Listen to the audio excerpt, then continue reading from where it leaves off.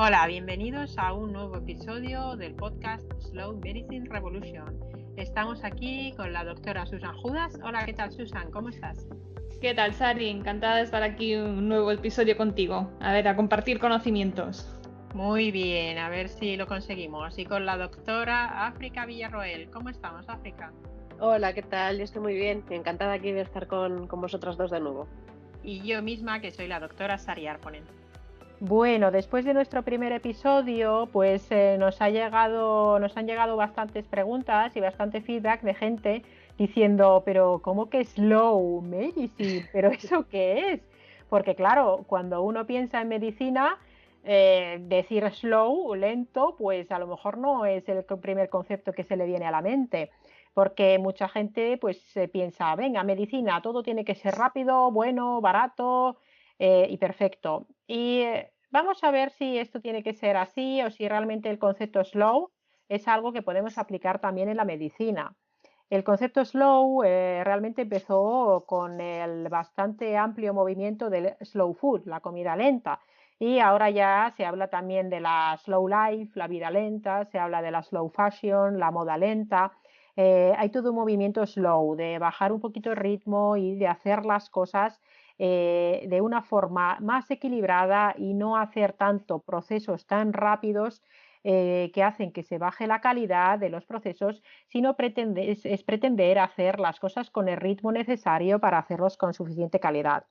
El concepto de slow medicine realmente se empezó a hablar ya en el año, a principios de la década pasada, y en el año 2002 ya se publicó un artículo en una revista médica italiana donde se emplearon las palabras slow medicine.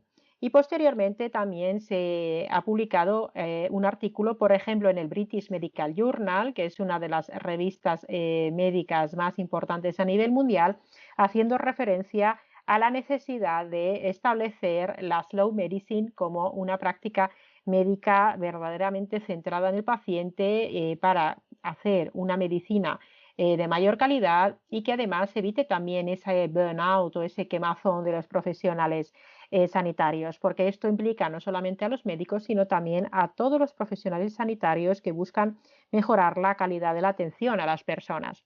Entonces, Slow Medicine realmente, como decimos, surgió en Italia. En Italia ya se están celebrando conferencias sobre el concepto de Slow Medicine y hay algunas iniciativas en otros países como Brasil u Holanda, por ejemplo, y hay incluso un libro de una doctora de Estados Unidos, una internista, que se llama Slow Medicine. Y nosotras nos sentimos plenamente identificadas con el concepto de Slow Medicine. Y en este episodio os vamos a comentar un poco cuáles son esos conceptos que orbitan la slow medicine, la medicina lenta, y por qué pueden ser tan sumamente beneficiosas para los pacientes. En primer lugar, podríamos hablar de un concepto que es el manifiesto, que lo hicieron los italianos, en primer lugar, el manifiesto de la slow medicine. Este manifiesto, donde aparecen dos caracoles, lo podéis ver también en la página italiana de Slow Medicine, habla de que la slow medicine es una medicina sobria. Esto lo que quiere decir es que hacer más no significa hacer mejor, y en slow medicine se sabe que hacer más no significa hacer mejor y que no hay que hacer intervenciones que vayan a ser dañinas para el paciente. La slow medicine también es una medicina respetuosa, donde los valores, las expectativas y los deseos de las personas son distintos e inviolables. Y hay que respetarlos, hay que dejar de ejercer esa medicina paternalista de como yo soy el médico, yo sé lo que te conviene. Y hay que tener en cuenta los deseos y los valores de los pacientes. Y luego también la slow medicine es una medicina justa, donde la atención sanitaria tiene que ser adecuada y de calidad para todos. Y esto, pues en España tenemos un sistema sanitario que es bastante equitativa, pero sí que es verdad que hay ciertas actuaciones de calidad, como las que puedan aportar, por ejemplo, los nutricionistas o los fisioterapeutas o los psicólogos que quizás en la sanidad pública pues no están suficientemente representados. ¿Qué os parecen, Susan y África, estas características de una medicina lenta que es sobria, respetuosa y justa? ¿Os sentís identificadas con estos conceptos, Susan?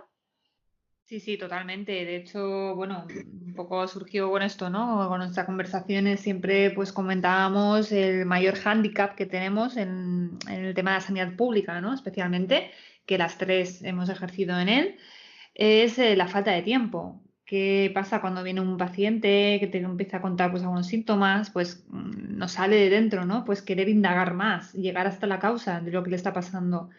Para hacer eso obviamente es imposible hacerlo en 10 minutos.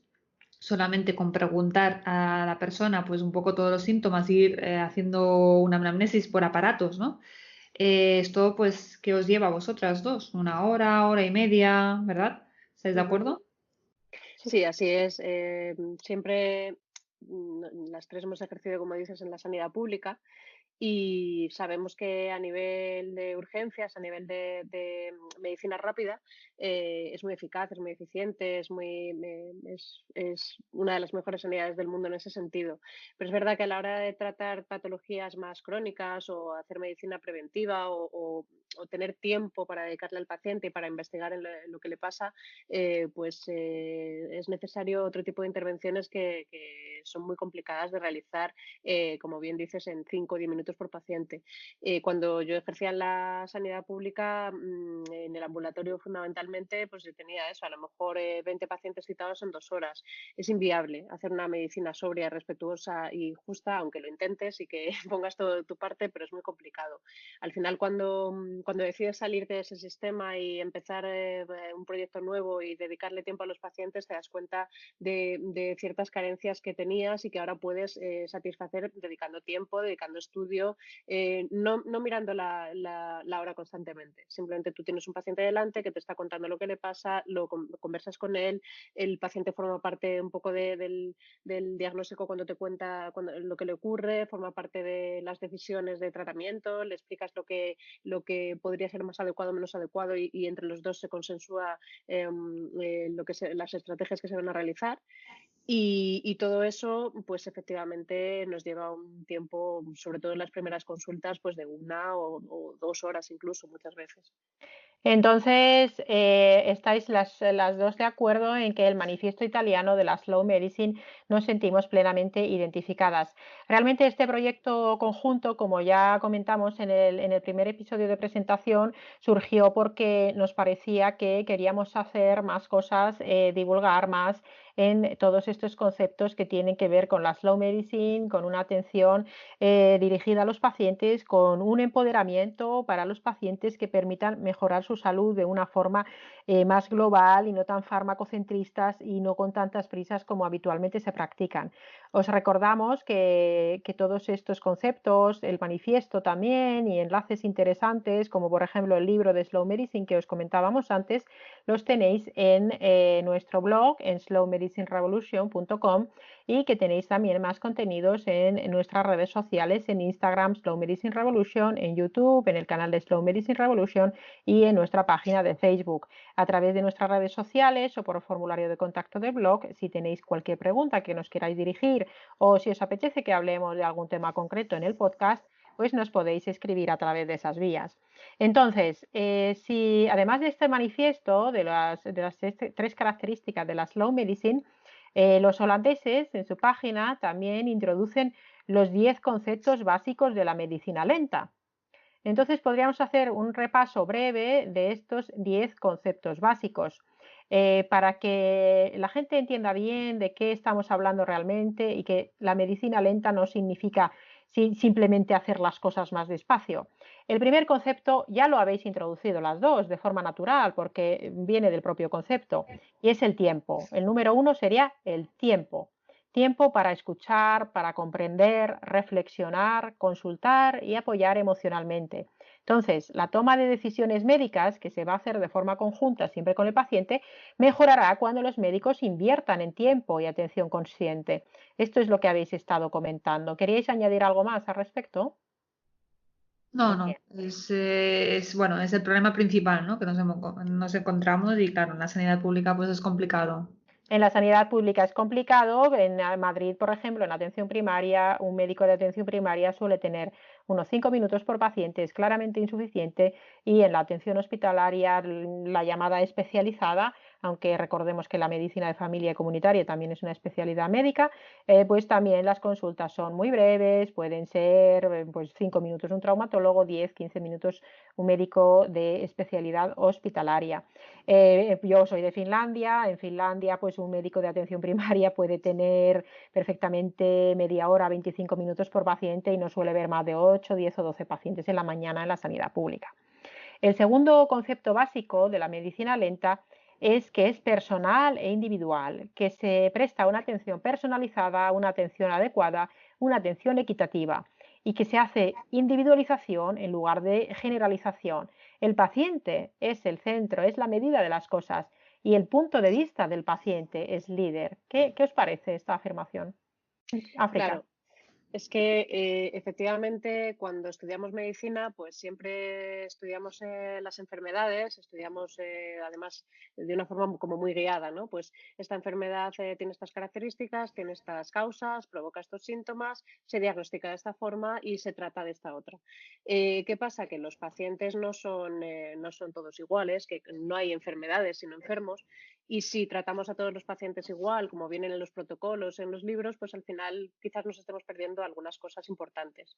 Los protocolos están muy bien, son una guía que bueno, debemos tener presentes porque pueden ayudar mucho a la hora de tomar decisiones o de el proceso diagnóstico y demás, pero al final lo que tenemos delante es una persona con su propia idiosincrasia, con sus propias características y que puede tener todos los síntomas o ninguno de una enfermedad concreta y que debemos tratar de forma individualizada y personalizada. O sea, no podemos, cuando falta tiempo, pues efectivamente te guías por un protocolo y haces A, B y C, pero si dispones de tiempo suficiente como para estudiar, escuchar y valorar y tomar decisiones de forma pausada y consensuada, los resultados desde mi punto de vista y creo que desde el vuestro también son mucho más efectivos y mejores. Pienso que estamos de acuerdo. Pasamos al siguiente punto entonces, que lo puede comentar Susan. El tercer punto, el tercer concepto sería autonomía y autogestión. La toma de decisiones debe ser compartida y los valores, expectativas y preferencias del paciente son clave. Esto abarca una integración del programa de atención en el entorno del paciente e incluye a la familia, los amigos e incluso, ¿por qué no?, los vecinos y otros recursos. Claro, esto a día de hoy, cuando vivimos en pisos colmena, muchas veces que a lo mejor pues no tenemos mucha tribu alrededor, parece un poco utópico. ¿Qué te parece este concepto de la autonomía y la autogestión y tener en cuenta el entorno del paciente, Susan? Pues sí, de hecho la especialidad de medicina de familia tiene un apellido que a veces queda en segundo plano y es familiar y comunitaria. Y se llama así precisamente porque tiene en cuenta pues no solamente la persona en sí, sino también todo su contexto y todo su entorno. Entonces la medicina de familia pues también intenta, o uno de sus objetivos, ¿no? Que a veces queda un poco de forma secundaria, es también actuar en la comunidad, haciendo pues promoción de la salud, no solamente a nivel individual, sino a nivel pues esto, ¿no? Más comunitario.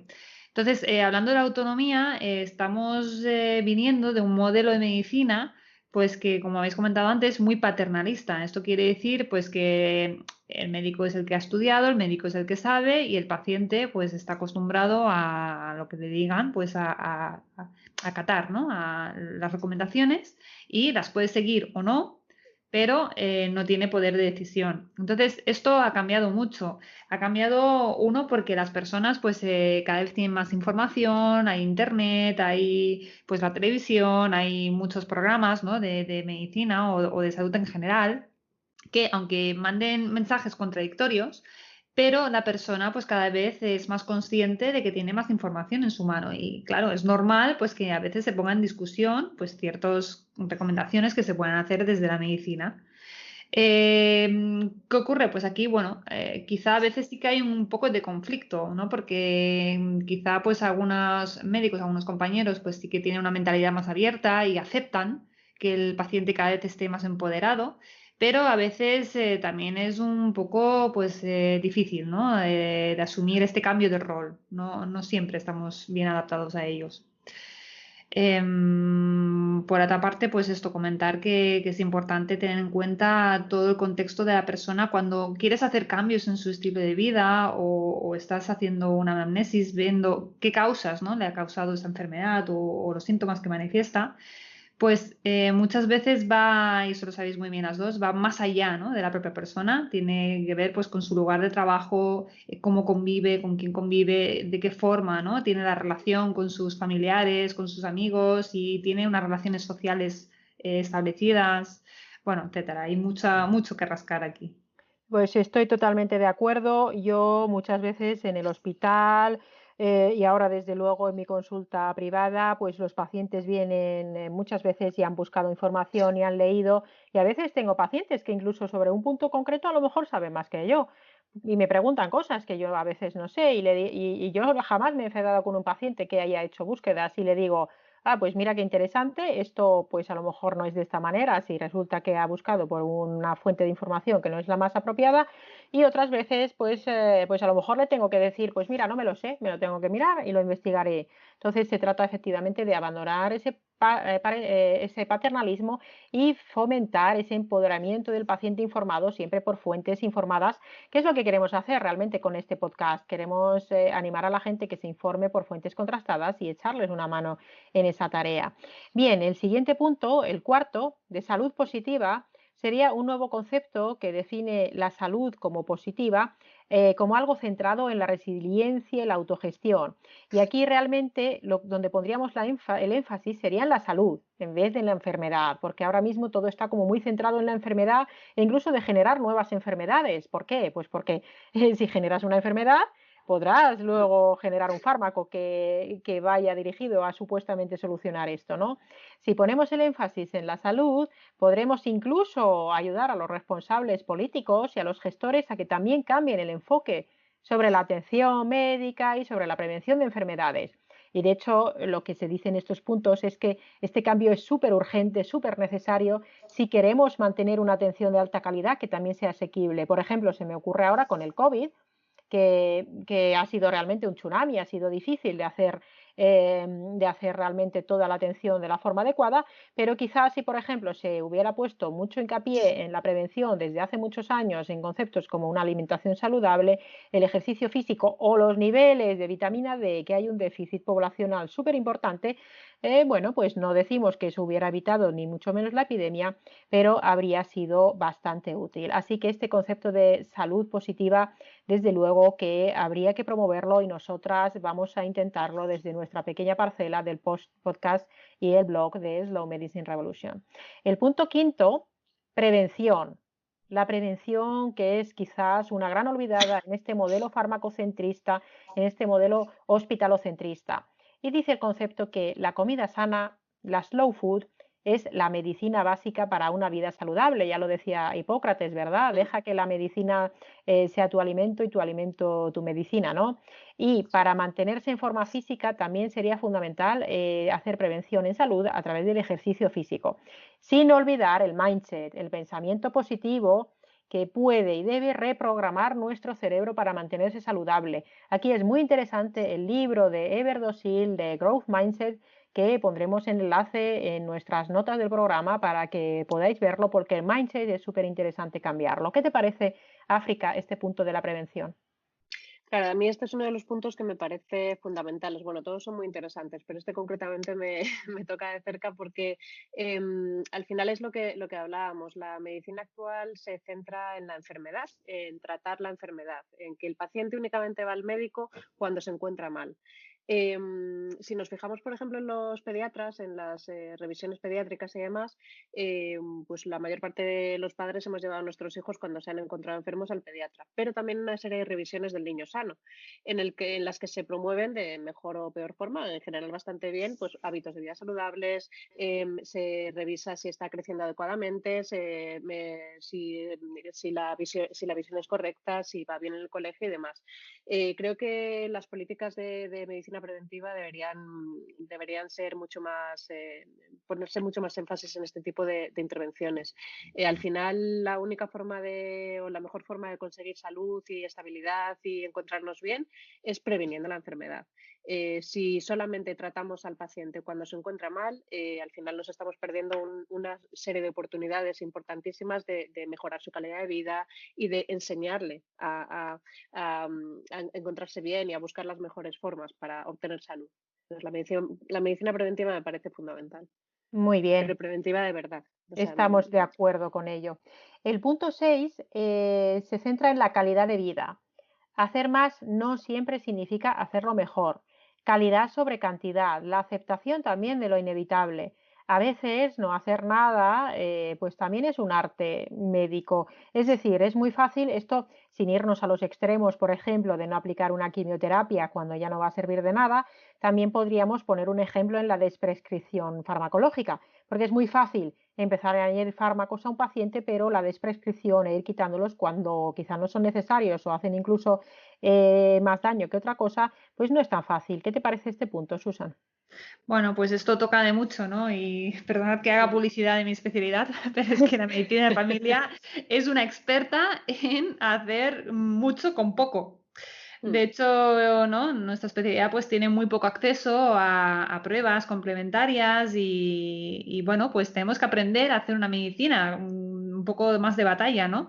Y al final, pues se ha demostrado, los estudios lo respaldan también, pues que al final cuando haces menos, muchas veces tienes más beneficios para el paciente. No siempre hacer más pruebas complementarias, hacer más pruebas invasivas, hacer más es mejor. A veces incluso puede llegar a un bucle, ¿no? A un círculo vicioso del paciente, pues que cada vez está más disconforme, necesita más etiquetas, que le etiqueten de los diagnósticos y una vez que tiene ese diagnóstico, pues ya se queda como con esa etiqueta para toda la vida. Yo considero mucho más importante estudiar bien a la persona, estudiar sobre todo pues a nivel emocional también, que cómo está viviendo, ¿no? Ese proceso y ayudarle yendo a la causa de por qué, por ejemplo, ¿no? El típico dolor de espalda. Pues durante mucho tiempo hemos intentado evitar pues hacer radiografías, hacer tags a los dolores de espalda, pues que evidentemente no tengan signos de alarma, signos que puedan sugerir que hay algo pues por debajo pues más, bueno, que hay que estudiar, ¿no? Mejor. Pero el típico dolor de espalda, este crónico, que al final acabas haciendo pruebas y bueno, sí, diagnosticas una hernia, quizá, pues ya las personas se quedan con ese concepto, ¿no? Tengo la hernia y ya no puedo hacer cosas, ya no puedo hacer ejercicio, ya no puedo. Creo que eso es muy dañino. Ya de por sí los protocolos ya recomiendan no hacer este tipo de pruebas, pero a veces también el propio paciente te lo pide y nosotros pues cedemos porque la tenemos disponible. Pero al final, cuando vas a la causa de ese dolor de espalda, vale, sí, tiene quizá una hernia, pero se puede hacer muchas cosas todavía. Se puede ir con un especialista, un profesional que te ayude a aprender, ¿no? Cómo moverte, cómo reforzar, cómo poder evitar posturas que te puedan empeorar, siempre sin miedo, porque a veces también inducimos, ¿no? El miedo al movimiento, el miedo a hacer cosas. Y bueno, sin enrollarme mucho más, básicamente es eso, en la medicina de familia pues tenemos que aprender a hacer mucho con poco y que a veces podemos hacer más daño del beneficio que podemos encontrar. Ujú. Estamos también de acuerdo en este punto, ¿verdad? El siguiente punto, el séptimo, habla de medicina integral o medicina integrativa, habla de lo mejor de dos mundos. Bueno, aquí voy a hacer unas matizaciones porque habla de que medicina regular si es necesario, medicina adicional si es posible, preferiblemente basada en evidencia, seguridad sobre efectividad y que no se debería hablar de esas metáforas de guerra y lucha, porque muchas veces se habla en términos de enfermedad se habla de guerras y de luchas, sino de recuperación y equilibrio, reequilibrio. Yo aquí voy a hacer una matización y es que el concepto de medicina alternativa o complementaria, y estaréis de acuerdo conmigo, ¿verdad? No nos gusta porque medicina hay una y es la que funciona. ¿Qué pasa? Que muchas veces se piensa que la medicina farmacocentrista, hospitalocentrista, centrada en los protocolos, se piensa que es la que funciona y lo que no está en los hospitales o lo que no se basa en los fármacos o en intervenciones protocolizadas, pues no funcionaría. Y realmente esto no es así, porque podemos poner un ejemplo muy sencillo, como es, por ejemplo, las personas que tienen molestias digestivas y se tiran años y años tomando omeprazol, eso no tiene evidencia ninguna y es algo farmacocentrista que no sirve para nada y está dentro de la medicina llamada así alopática. Y sin embargo, intervenciones como pues, lo que comentábamos del ejercicio físico, la alimentación, el uso de cierta suplementación nutricional guiada por un profesional, especializado en ello, los aspectos psicoemocionales. Todo eso quizás no está protocolizado, pero también tiene desde luego evidencia científica y plausibilidad biológica. La psiconeuroinmunología clínica, que sabéis, porque soy muy pesada, sabéis que me gusta mucho la psiconeuroinmunología clínica, porque recupera todas esas intervenciones que podemos utilizar y que tienen evidencia científica y que tienen plausibilidad biológica y que no van a ser dañinos para las personas. Entonces, no es tanto entrar en esas, de nuevo, luchas de medicina entre comillas, convencional o medicina alternativa, porque medicina hay una, la que funciona, y esa medicina es científica, aunque por supuesto tampoco hay que generar de la ciencia una nueva religión. A veces se cae en un exceso de cientificismo y realmente el sufrimiento humano, la espiritualidad humana, las emociones incluso, aunque se pueden estudiar desde las ciencias, desde la ciencia, no se pueden constreñir en un protocolo. Y a vosotras seguro que os ha pasado, cuando entra un paciente en la consulta y lo conoces a ese paciente desde hace tiempo y ves que está preocupado, pues a lo mejor viene peor ese día. Y como lo conoces y sabes que está preocupado, le preguntas qué le pasa. Y muchas veces solo el hablar pues ayuda a solventar esa preocupación y puede llegar incluso a quitar un dolor. Y eso evidentemente no viene en ningún protocolo, pero esto es importante. Entonces, medicina integral sí, pero en el sentido de que hay que aproximarse al paciente de una forma integral utilizando todas estas intervenciones, aunque no vengan en una guía de práctica clínica farmacológica, porque la medicina que funciona va mucho más allá del fármaco y debe estar centrada en el paciente.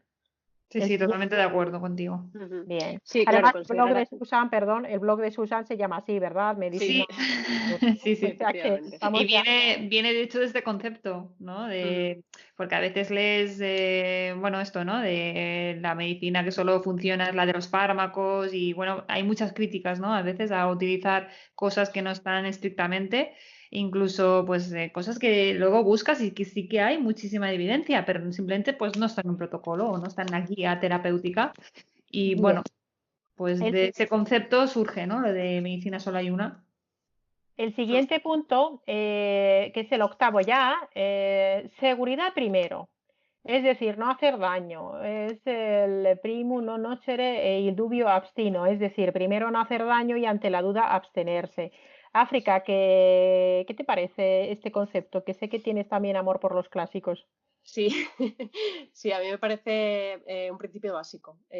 Al principio, efectivamente hay muchos tratamientos, fármacos que se pueden utilizar en muchas situaciones, pero siempre tenemos que valorar el riesgo-beneficio, evitar aquellas intervenciones que puedan suponer bueno, pues más daño del que ya tiene la persona.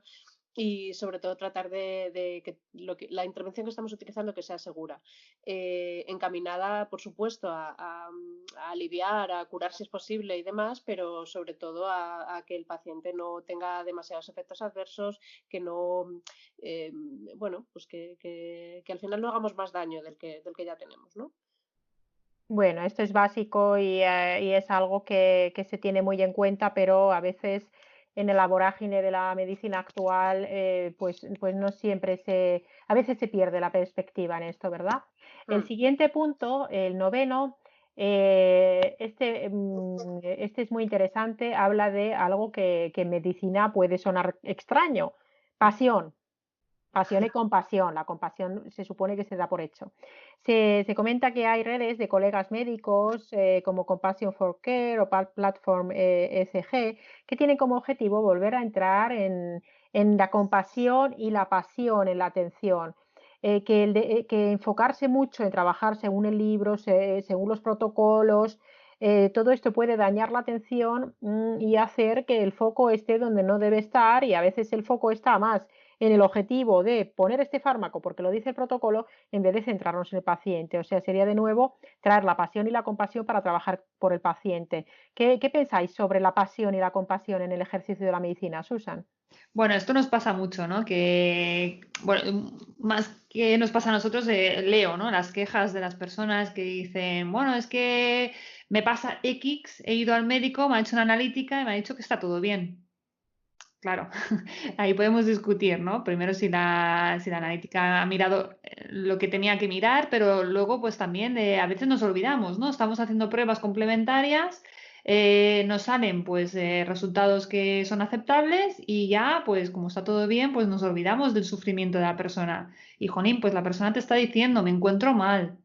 No caer, ¿no? En que pues que la persona pues que ni está exagerando o es su carácter o ya se le pasará, pues no sé, esa persona está sufriendo por ello y creo que se merece una atención pues centrada en su sufrimiento para poder aliviar. Y diga lo que digan las analíticas, diga lo que digan las pruebas. O sea, lo primero es la persona y después ya todo lo demás.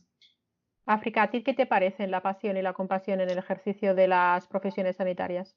Claro, a mí lo que acaba de relatar Susan me parece totalmente real. Al final, lo que tenemos delante es una persona con una clínica, lo que digo siempre, la clínica manda. Si todos los análisis están bien, pero él no se encuentra bien, algo tiene que pasar y lo tenemos que buscar y hay que empatizar con el paciente, ponerse un poco en su lugar, ¿no? Y con respecto al tema de la pasión, al final, pues ya saben, todo el mundo sabe que la medicina es una de las profesiones más vocacionales del mundo.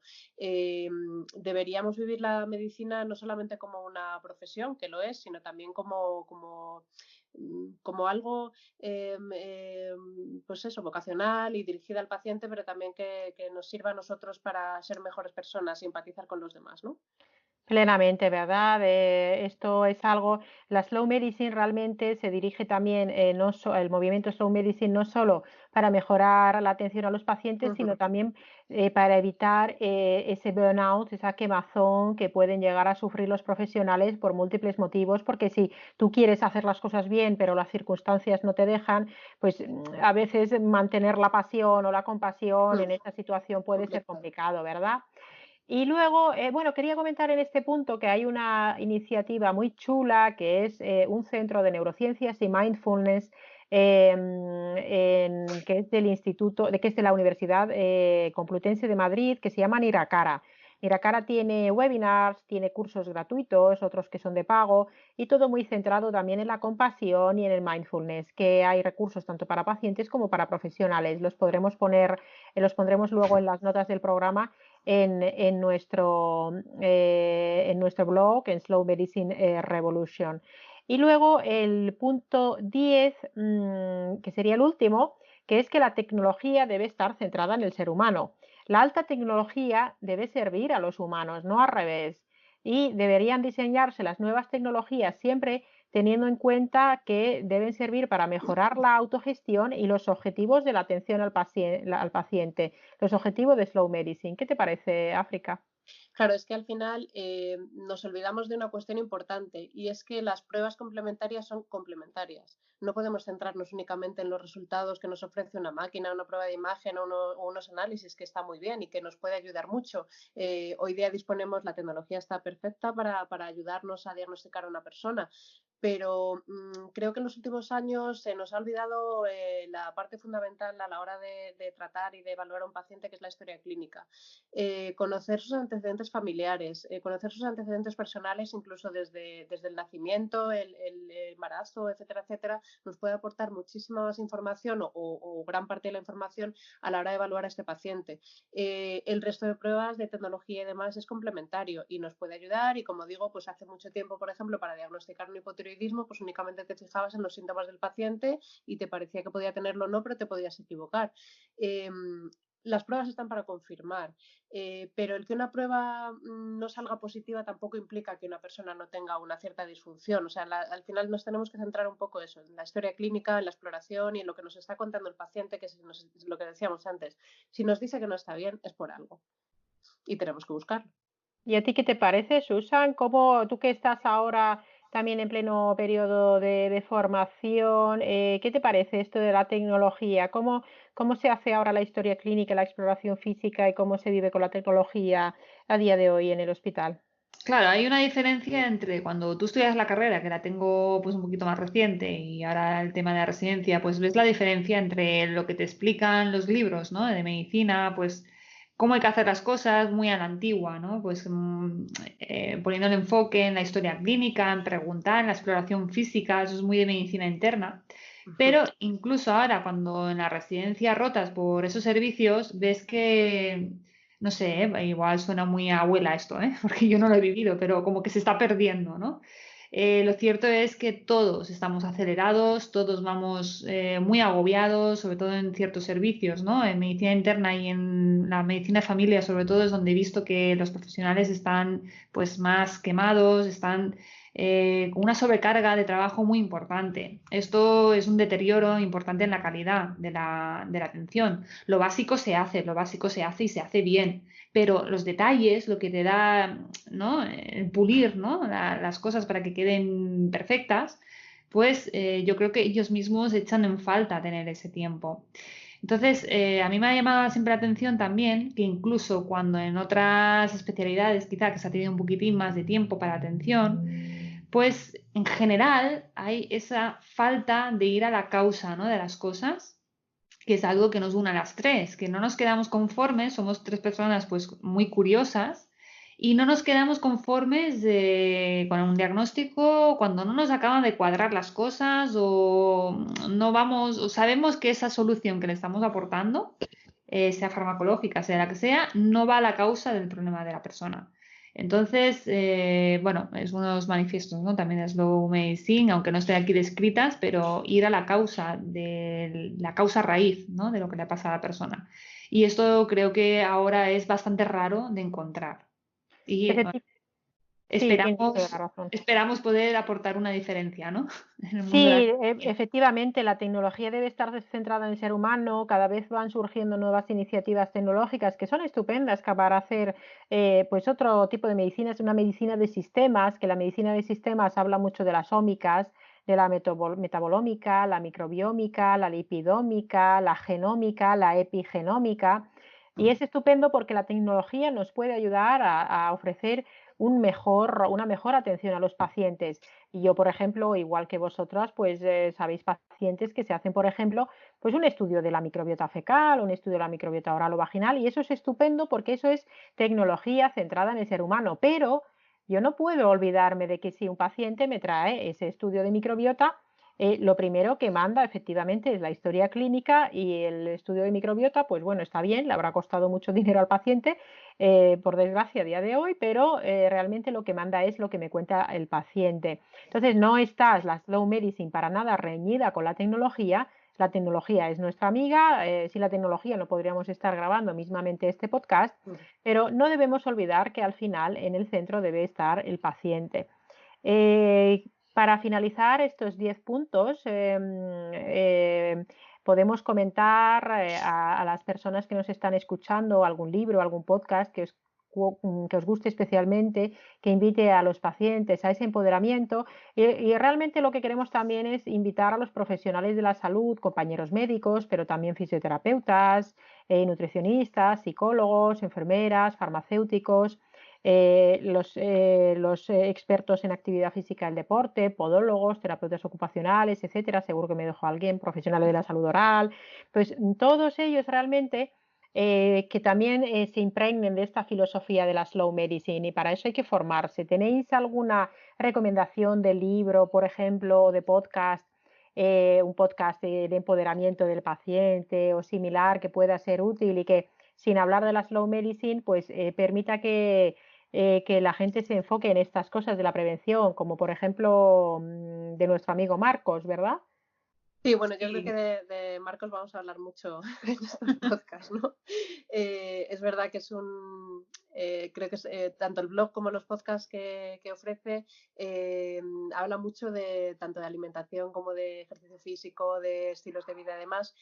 Y ayuda a que los pacientes se formen, se informen con información de calidad, con información contrastada, basada en la evidencia y demás, y que luego vayan preparados a la consulta para poder compartir con sus médicos un poco, bueno, pues sus inquietudes, sus procesos y demás, y sus dudas, ¿no? Al final es lo que hablábamos de la medicina paternalista, ya cada vez se da menos, lo que buscamos es que que no por ser médicos usted tenga que hacer esto porque lo digo yo, sino porque esté de acuerdo con ello, ¿no?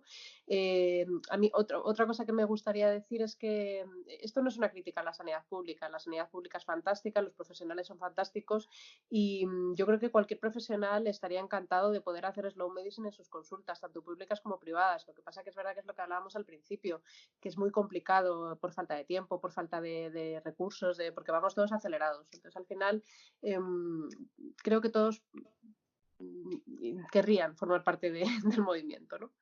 ¿Tú qué opinas, Susan? Sí, bueno, para recapitular. Hablando de Marcos, sí que quería recomendar especialmente, aunque no tenga nada que ver con él, pero el programa de Invicto, porque me parece un programa súper bueno para poder cambiar, ¿no?, el paradigma y sobre todo pues el mindset, ¿no?, la forma de enfrentarte a la vida, que es muy importante en la enfermedad. Y después como médicos, pues creo que tenemos que cambiar un poco el rol.